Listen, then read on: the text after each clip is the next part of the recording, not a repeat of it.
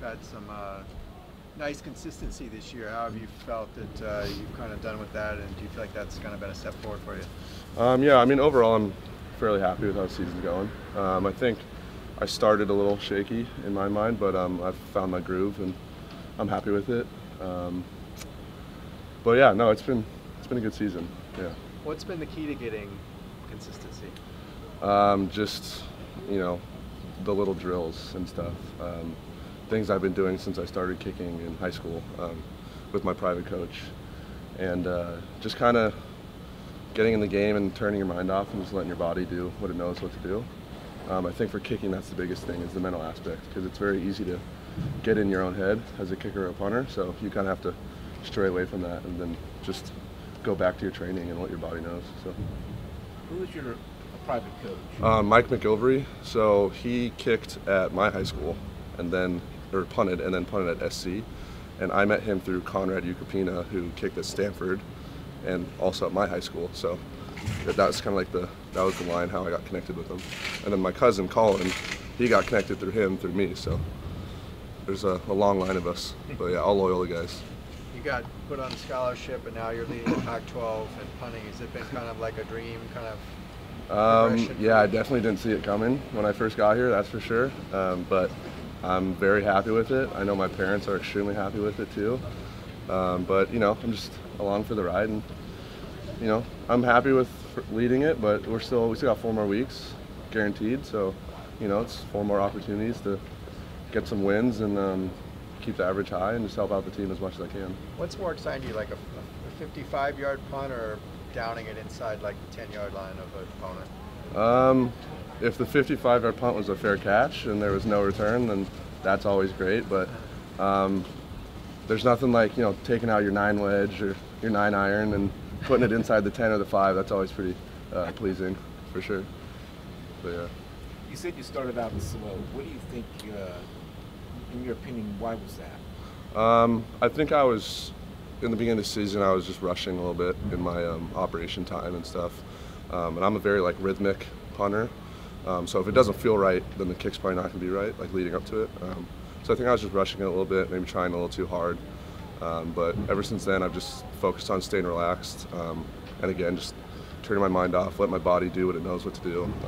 So far, it's been working. So.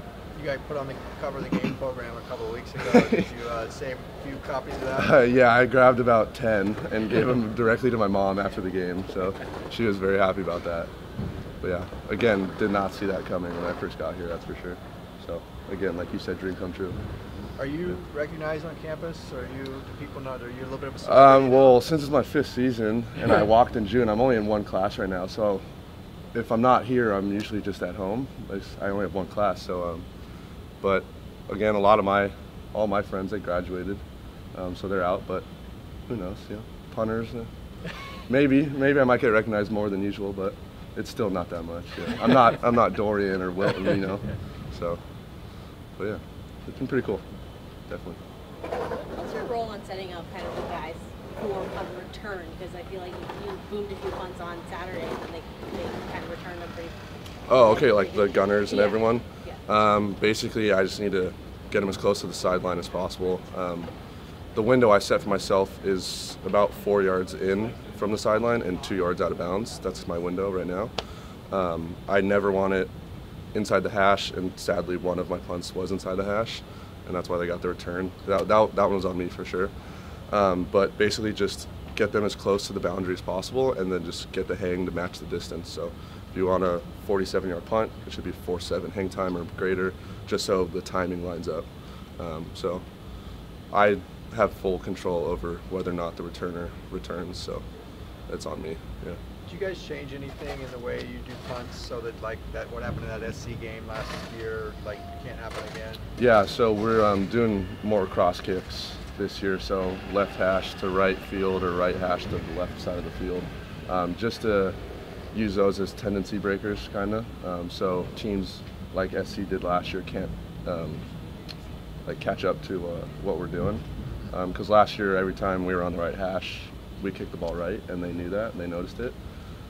So this year, we're definitely mixing it up more, so teams can't do that. Yeah. And so far, it's been working. Yeah, I like those kicks. bigger field. Yeah. Coach was talking about, I guess there were 6 drops in that last game, and obviously you were not among them, but as somebody who's been sure-handed, how do you help your other teammates kind of fight through that and make sure you guys are getting ball security in situations like that? Just keeping confidence and just motivating them. They're all catches and all plays that we've seen them make in practice. We've seen them make in different games, so it's not a matter of they don't have hands or they're not very good at catching the ball. It's just a matter of concentrating and taking advantage of the opportunities that come to you.